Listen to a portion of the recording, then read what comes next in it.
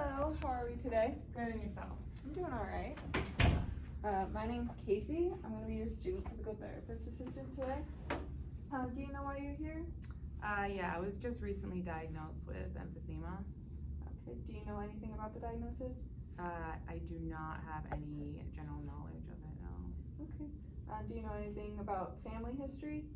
I do know that my mom has COPD as well as my grandmother. Okay. And do you smoke? I am a pretty heavy smoker. I do know that my son is asthmatic as well. Okay. So I'm going to explain some emphysema to you. Okay. So these are your lungs, and these little balls at the end, they're like little air sacs in your lungs.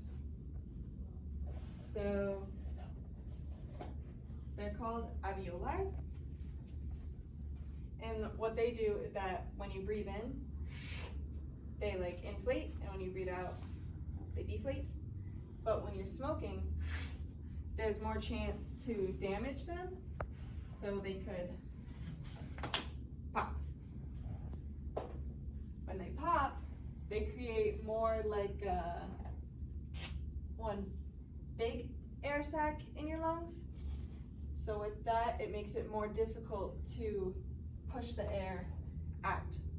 So when there's more trouble to get it out, your lungs kind of fill up with like older air, so like carbon dioxide.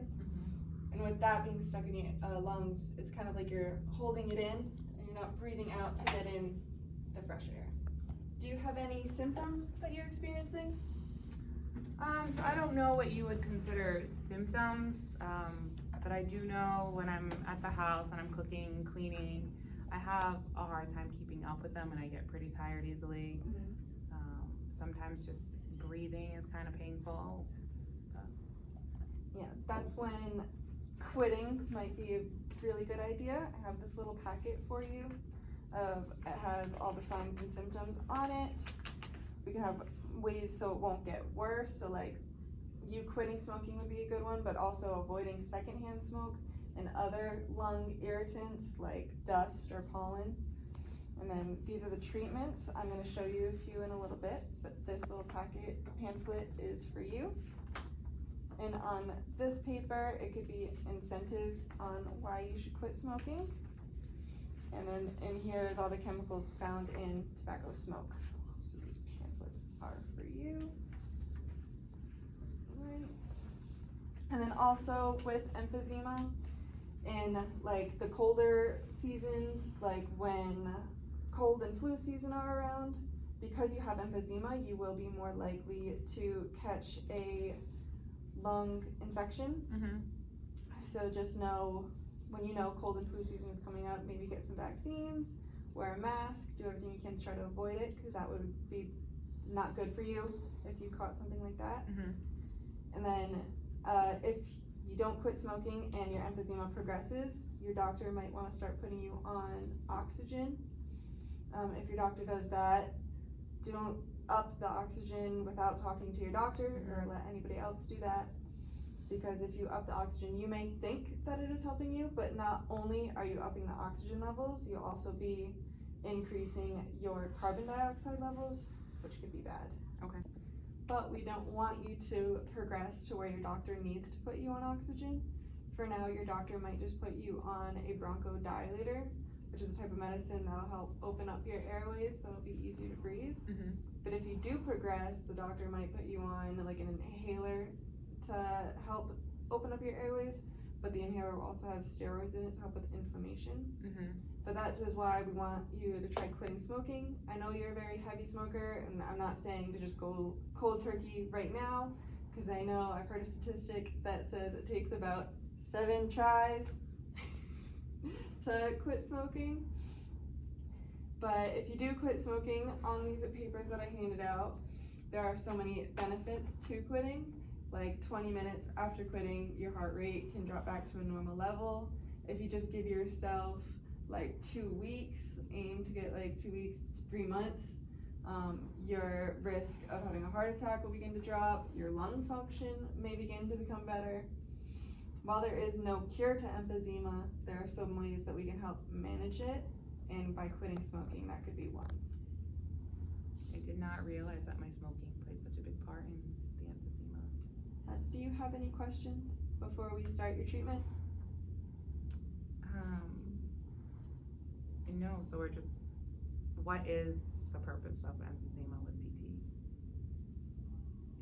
What are you gonna help me? So what we're going to do is chest percussions that'll help loosen some of the secretions in your lungs first. Okay, so that'll help with the coughing that I'm always having. Yes, that'll help with your coughing. So I saw your x-rays and I saw that you have upper zone emphysema. Mm-hmm. So one of the treatments that I would like to try with you today is called chest PT. So with that, I'm going to be applying a lot of pressure and vibrations to your chest, and I want to make sure that this is the right treatment for you. So do you have any like chest or rib fractures that I should know about? I do not. Or any blood clots that I should be aware of? I do not. Alright, so I'm just going to take off my jewelry. I don't see, you're not wearing any like hoop earrings that I might get stuck to, or any necklaces. I am not. So that's good. I'm just going to do like a quick little skin check and listen to your lungs before we get started. I'm also going to put this right on your finger, just to get your blood oxygen levels.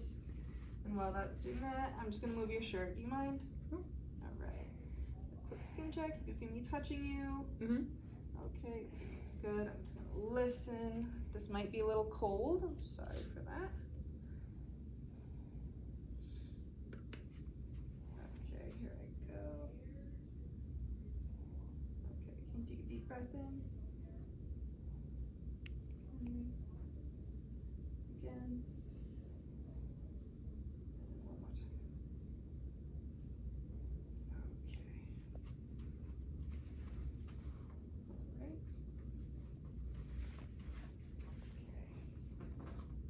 So the first treatment I'm going to do, it's the chest percussions. Mm-hmm. So I'm going to be cupping my hands. It's going to kind of sound like a horse galloping. I'm going to do it right above here. And it's going to be a kind of like pushing the secretions that way on like a diagonal to help you hopefully cough them up. Mm-hmm. I'm going to be doing that for about like 3 to 5 minutes. If you do start coughing during the percussions, that is completely normal. Okay. But after that, for 3 to 5 minutes, I'm going to move on to the vibrations. We'll probably do it for about like 6 to 8 breaths. So you're going to take like a deep breath in, and when you're taking the breath out, I'm going to be like doing a little vibration to you. Okay. Both of those are to help loosen the secretions in your lungs, to help do like to help you cough them up, to Okay. move them. And then the third thing is there are paper towels right there, and it's called a huff cough. So you kind of like imagine like fogging up a mirror kind of, and it's like a and that'll help cough. Okay. And I'll do this at the end. Yes. Okay. So the first thing that we're gonna do is the percussion. So if you wanna move your paper towels and you could like lean on those pillows. That'll be right there. I'll go right here. Alright, and you let me know if the pressure is too much or not enough. Mm-hmm. Okay, I'm gonna begin. And how's that? Good. Can I do more? Yeah, you can try a little bit more. Better? Yep. Okay. And I'm gonna do that for about 3 to 5 minutes. And then next we would do the vibrations. So if you want to take a deep breath in for me. Out. And in. Out. And we would do that for about 6 to 8 breaths. And then we could do the huff cough. So if you want to grab your paper towel. And just fogging up the mirror. Okay, so with emphysema, you experience a lot of chest tightness as one of your symptoms. So a way that we can try to manage that is by stretching the muscles that are in that area, like your pecs. So one of the best ways to do it would be having your arm against the doorway up And you can put this leg in front of you, so your left. And then what we're gonna do is called pursed lip breathing. So you're gonna breathe in through your nose for 1, 2, and then you're going to do like a kind of lunge and breathing out, turning your head this way. Go for it. 1, 2, and turn. Where do you feel the stretch? Kind of up in my shoulder area. All right, good. And then if you ever wanted to get lower, you could bring this arm down, so bend. Do that, and then that should get like a lower portion of your chest. Out, 1, 2, in through your nose and out through your mouth. And then I want you to be doing this stretch maybe like once in the morning, once at night for about like 30 seconds each. Okay.